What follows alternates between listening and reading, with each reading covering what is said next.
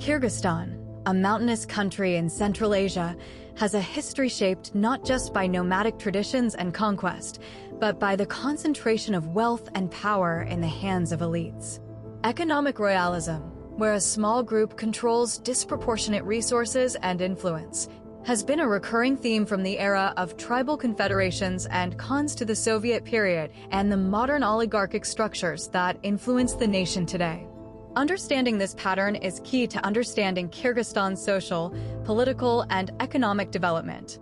In the early centuries, the Kyrgyz people were organized into tribal confederations that relied on pastoralism and small-scale trade. Wealth was measured largely by livestock, particularly horses, sheep, and cattle, and power often lay with tribal chieftains who could mobilize warriors and control grazing lands. These leaders, sometimes referred to as beys or khans, exercised economic as well as political authority, distributing grazing rights, managing trade relations, and adjudicating disputes. Access to resources was tightly linked to social standing, and families with extensive herds or strategic alliances commanded influence across the steppe. The Kyrgyz tribes also maintained relationships with neighboring empires, including the Mongols, Timurids, and later the Kokand Khanate.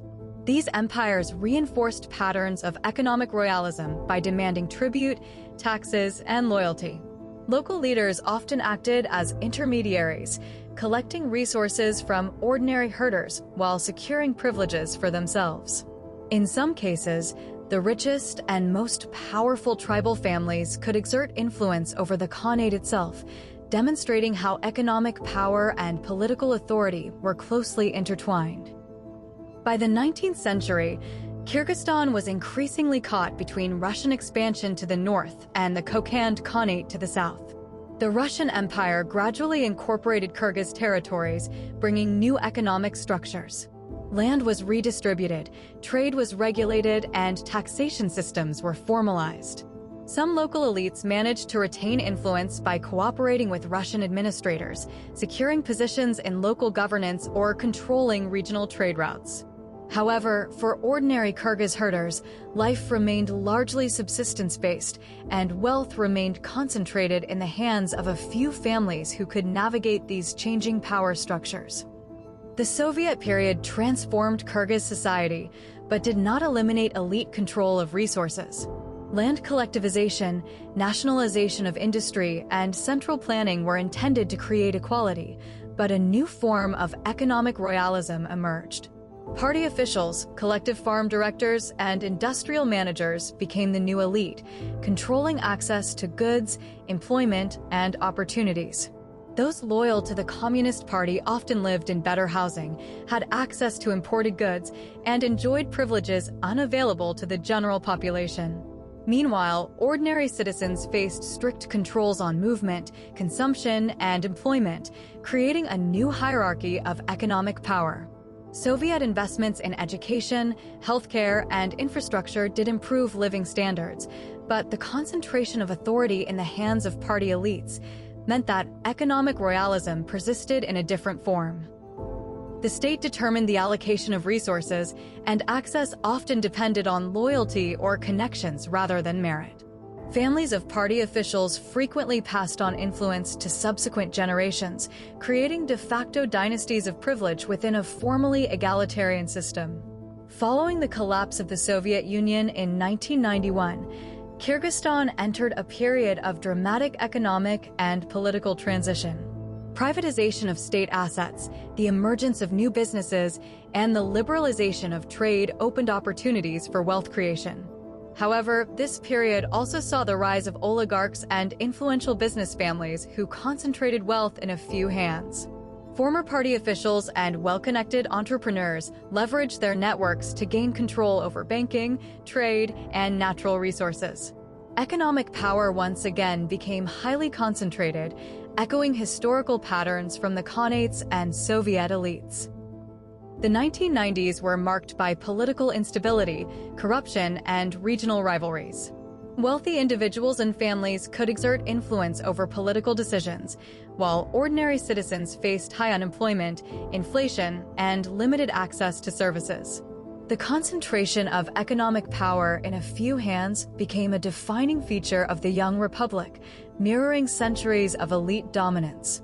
In the 2000s, Kyrgyzstan experienced further shifts, including the Tulip Revolution of 2005 and subsequent changes in leadership. Despite democratic reforms and efforts to increase transparency, economic royalism remained. Influential families continued to shape politics, control businesses, and direct the flow of investment. The state's ability to regulate economic power was limited, and wealth remained heavily concentrated in the hands of a small number of elites. Today, Kyrgyzstan is a country of contrasts. Its mountains, rivers, and natural beauty attract tourists, and the economy benefits from agriculture, mining, and remittances from citizens working abroad. Yet, economic inequality persists, and networks of wealth and influence continue to play a decisive role in political and economic outcomes.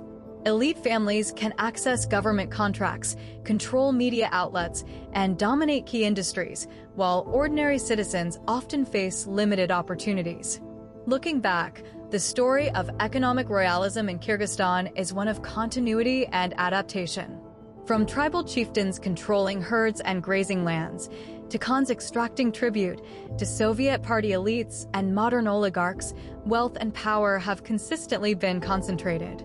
Each era transformed the form and mechanisms of control, but the principle remained the same: access to resources equaled influence. Understanding Kyrgyzstan's history of economic royalism helps explain contemporary social and political dynamics. The patterns of elite dominance, regional inequalities, and concentration of wealth have deep historical roots, influencing everything from land use and trade to governance and business practices. This perspective also sheds light on the challenges Kyrgyzstan faces today, from corruption to economic development and equitable access to resources. Despite these challenges, Kyrgyzstan also demonstrates resilience. Civil society, local communities, and reform-minded leaders continue to push for greater transparency, accountability, and fairness in the distribution of wealth and resources. Efforts to modernize the economy, promote tourism, and integrate into global markets offer opportunities to mitigate the historical patterns of concentrated economic power.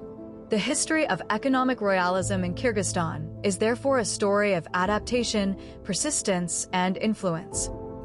Across centuries, elites have shaped the nation's destiny, whether through control of livestock, land, trade, or modern industries.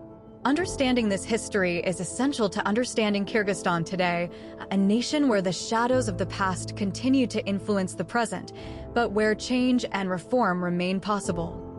Economic royalism in Kyrgyzstan is not just a historical relic, it is an ongoing thread that links the tribal confederations of the past to the business and political elites of today.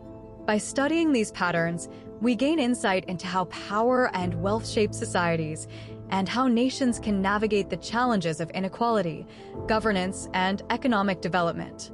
Kyrgyzstan's story is a reminder that while the names and faces of elites may change, the dynamics of concentrated economic power persist across centuries, shaping the opportunities and challenges faced by ordinary citizens. Thanks for watching. Have you ever visited Kyrgyzstan?